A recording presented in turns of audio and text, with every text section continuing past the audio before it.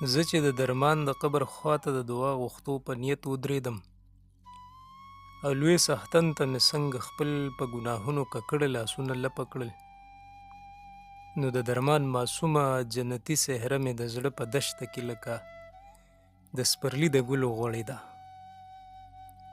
او د ذهن په پرده مې د هغه د ناڅاپي مرګ دردناکه واقعه یو واره بیا لکه د سینما د فلم چلیدل شروع شو.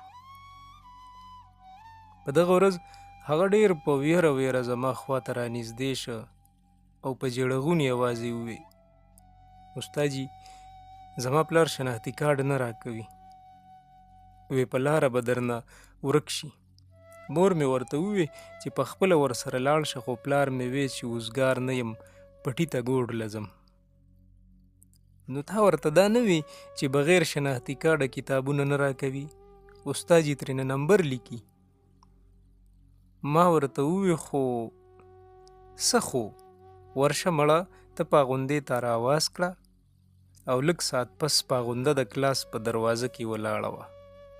استاجي اجازت دی، راشه ته ستا د پلار دله شناختي کارډ ولې نه ورکوي چې سکول ته نشي راتلی، نو دې ماشوم له کارډ هم نشي ورکولی. استاجي پلار مې وی چې ورک بشي ترېنه، بیا بل ډېر په ګرانه جوړیږي. پرېږده مړې، د شناختي کارډ نه مو راته د یورپ ویزه جوړه کړه. ته اوس داسې وکړه کور ته لاړه شه او په یوه منډه له کوره د پلار نوی کمپیوټرایز شناختي کارډ راوړه چې نمبر یې ترېنه ولیکم، ما سره ریکارډ کې ستا د پلار د زوړ کارډ نمبر لیکلی شوی دی. استاد ته به دې زه ووایم چې پاغونده ما ورور سره کور ته کارډ پسې لیږلې ده. او دغسې هغوی دواړه کور ته د پلار شناختي کارډ پسې لاړل. درمان او پاغونده د تیرو 3 کالو راسې دغه سکول کې داخلو. درمان 2 او پاغونده 3 جماعت کې وه.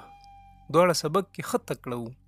استاز پسې به سبق ویلو له پاسېدل، خو په 3 کاله کې پلار چېرته سکول ته مخ نه و راښکاره کړی. داخلېدو دپاره هم غالبا تره راوستی و، ګنې کور یې د سکول نه څه دومره لرې نه و. د دغه بانډې د ماشومانو د پلارانو او مشرانو ټولو تقریبا دغه حال و. د وړو په سبق کې یې څه خاص دلچسپي نه لرله.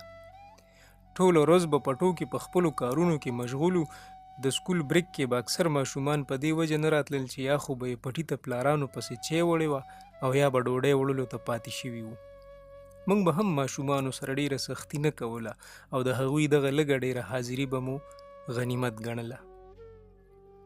زما د خبرې اورېدو سره دغه ورور خور لکه چې په شنه منډه کور ته تللي وو، ځکه خو 5-6 منټه کې دننه زما مخې ته ولاړو. درمان چې په خپلو وړو لاسونو کې کلک نیولې د خپل خوږ پلار نوي شناختي کارډ مال راکولو، نو په رڼه څهره یې یوه معصومانه خوشحالي برېښېدله او د خوشحالۍ نه په جامو کې نه ځایېده، ځکه چې هغه ته نن نوي کتابونه مفت ورکولی کېدل. راټک شه نره، ویم کمال دی وکړه ښه.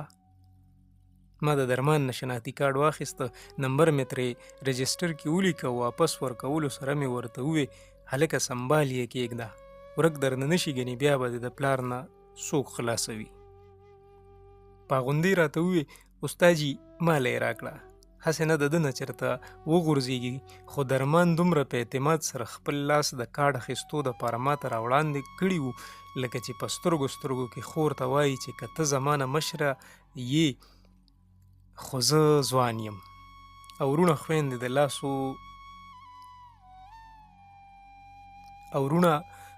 د لاسو نه نیسي. خویندې وروڼه نه، او په خپل ځای کېناستو سره یې خور ته په داسې روبدار انداز وکتل چې د هغې د خولې نه بله خبره راونه وته او نیغه خپل کلاس ته روانه شوه. شیبه ګړی پس د سکول د څوکیدار د ټلۍ وهلو سره ټول ماشومان د بریک شه چغو سره د کمرو نه راووتل، او زه هم لکه د نورو استادانو په شان د چایو څښلو دپاره سټاپ روم ته ورغلم. د 15 منټو شارټ بریک ختم شو چې زه څنګه واپس په کلاس وردننه شوم، نو د کلاس یو څو ماشومانو راته په یو اواز ووی: استاجي، د درمان نه چا تفریق کې شناختي کارډ پټ کړی دی. ما چې درمان ته وکتل نو سترګې یې تکې سرې وې او په سلګو یې ژړل. هلکانو، د ده د بستې نه شناختي کارډ چا پټ کړی دی؟ ټول ودرېږئ، زه ستاسو سرمن وباسم. ما تاسو ته نه دي ویلي چې غلا به نه کوئ. هلکه مانیټره شا به زر راشه، د ټولو جیبونه او بستې ولټوه. استاد جي بسته کې یې نه و ایښودی، لاسو کې ورسره و، بریک کې ترېنه چېرته پرېوتې دی. مانیټر ډېر په جرأت سره خبره تېره کړه. هلکه درمانه بسته کې دی ایښودی و که نه؟ او د درمان په نپي کې سر خوځولو نه پته ولګېده چې د مانیټر خبره کې وزن شته. ما بیا هم احتیاطاً د ټول کلاس د ماشومانو، هلکانو، جینکو تلاشي واخیسته او د مانیټر په ذریعه مې د نورو کلاسونو استادانو ته هم دغه اطلاع ورکړه، خو په یو کلاس کې هم شناختي کارت برآمد نشه. څوکیدار د سکول ګراوند لټ په لټ کړه، خو د شناختي کارت هېڅ څه پته ونه لګېده. ماشومان بریک کې د سکول د ګیټ نه بهر هم نه ووتلي چې خبره شکي شوې وي، خو زه حیران په دې وم چې شناختي کارډ ځمکې وخوړه او که اسمان راښکلو. د څه کم 200 ماشومانو د پرایمري سکول نه اخر شناختي کارډ کوم خوا لاړ. عجیبه خبره خو دا وه چې د درمان زړو د ملیشې جامو کې خو جیب هم نه و او بسته کې یې هم نه و ایښودی. چې په لاسو کې یې شناختي کارډ نیولی و، نو بیا ترېنه څنګه و اخر چېرته پرېوته؟ ټول سکول کې الغو تلغو جوړو چې د درمان نه شناختي کارډ ورک شه. د درمان هسې هم خوله نه راټولېده او چې پاغوندې ورته دا خبره هم وکړه چې تا ته داجي نه وي که ورک دې کړه نو مړ به دې کړم. چې ما درته وې ماله یې راکړه نو نه دې راکوه، اوس داجي ته ټینګ شه ښه. نو د هلک حالت نور هم خراب شه. ګونه یې زیړه او تښتېدلې وه. د چوټۍ تر وخته نه شناختي کارډ پیدا شه او نه درمان غړی غلې کړه. هر څوک ما ډېره تسلي ورکړه، ورور خور دواړو ته مې ډاډګیرنه ورکړه چې اول خو به پیدا شي، ګنې زه به مو پلار له د دې نه ښکلی شناختي کارډ جوړ کړم. خیر دی تاسو نن پلار ته دا مه وایئ چې کارډ ورک شه، ورته وایئ چې دا استاد جي د کتابونو په لړ کې په کار و سبا به یې واپس راکړي. او دغسې هغوی ما کور ته ولېږل او بیا هغه څه وشو د څه نه چې درمان ماشوم ویرېده. کور ته د رسېدو نه وړاندې د سکول څو ماشومانو درمان دوی کره دا خبر رسولی و چې د هغه نه شناختي کارډ چاته ورک شه. هغه د پلار په ړومبۍ لته بیخي په سپغوز لګېدلی و او په یوه سلګۍ یې ترېنه ساه ختلې وه. د یو مشر په سلام زما د خیاله میل دانه وانه شه. اوښکې مې تر ګریوانه بهېدلې وې. ډېر په ګرانه مې په مخ لاسونه راښکل او د مقبرې نه په ستړو قدمونو را روان شوم.